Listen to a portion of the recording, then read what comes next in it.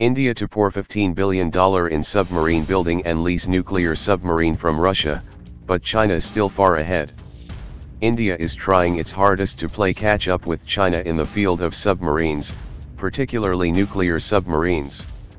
New Delhi is going to spend $15 billion with the objective of significantly augmenting its fleet of submarines by the targeted year 2023 to 24, a very stiff target indeed because of A. the involvement of foreign vendors and B. because of India's own very notorious red tape. And as I argued about the Indo-Russian strategic ties having been rebooted, Russia is set to play a pivotal role in the context of India's quest for submarines too. Russia has already been roped in to lease out a nuclear submarine, third one for India. India is going to acquire its third nuclear submarine on lease from Russia for 10 years at a cost of $2.5 billion. Russia will take 6 years for delivering it to India. Besides, India is on the cusp of launching its second nuclear submarine in 2 or 3 weeks, which is likely to be operational in 2019.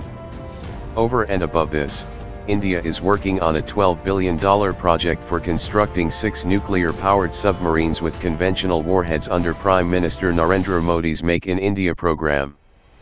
But all of this put together may prove to be far too inadequate, even if presuming that all the above-mentioned projects are completed on time, something that has never happened.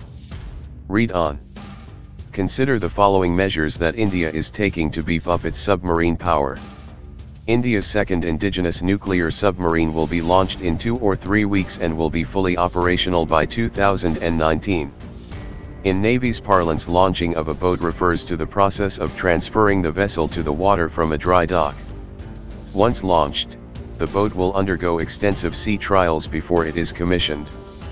The launch is likely to be done by Defense Minister Nirmala Sitharaman, in keeping with the tradition that a boat is launched by a woman, much like the first indigenous nuclear submarine, INS Arihant, which was launched in 2009 by former Prime Minister Manmohan Singh's wife, Gurusharan Kaur. India's only operational nuclear submarine INS Arihant was commissioned in the Indian Navy in August 2016, a proud moment which made India the first country outside the 5 permanent members of the United Nations Security Council to have indigenously built a nuclear submarine. Russia will lease out a nuclear submarine to India for 10 years after retrofitting it. The to-be-leased submarine will be stripped down to the hull and then rebuilt in the presence of Indian shipbuilding team at Russian shipyard Severodvinsk to witness the complex refitting and modernization process of nuclear attack submarines.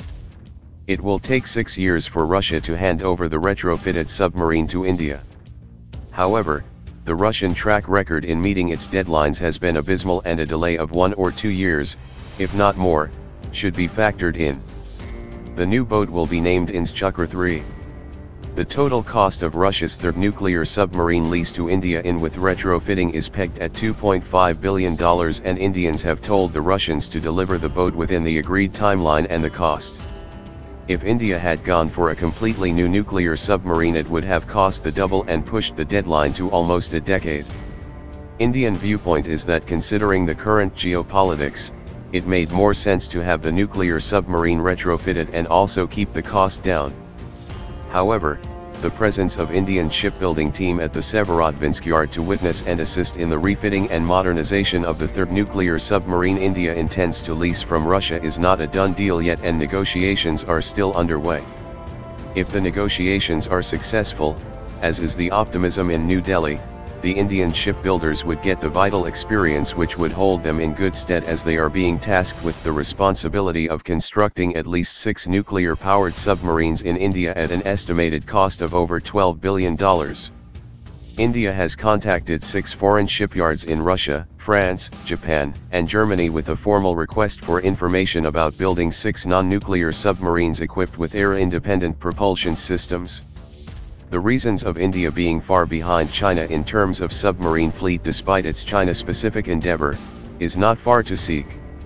India has 15 submarines operational, including 2 nuclear subs, in contrast to China's 70 operational submarines.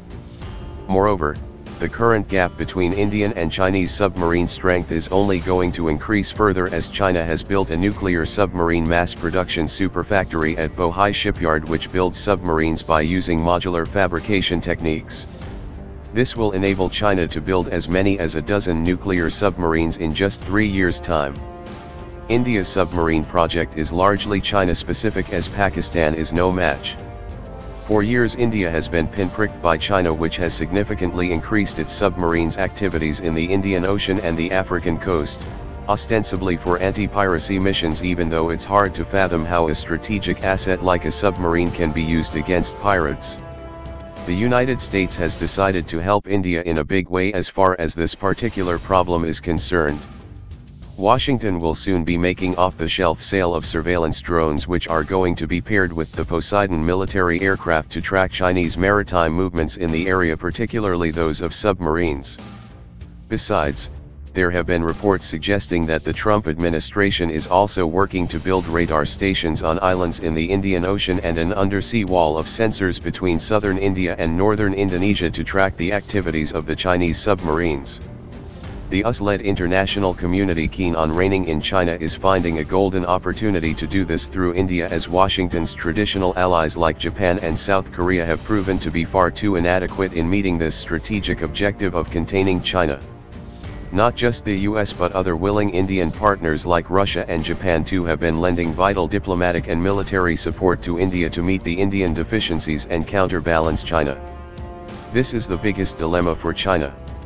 Even though China is far more superior than India in military terms, China is still not able to milk this advantage because of India's rapidly increasing diplomatic footprints. The Doklam episode demonstrated this Chinese dilemma.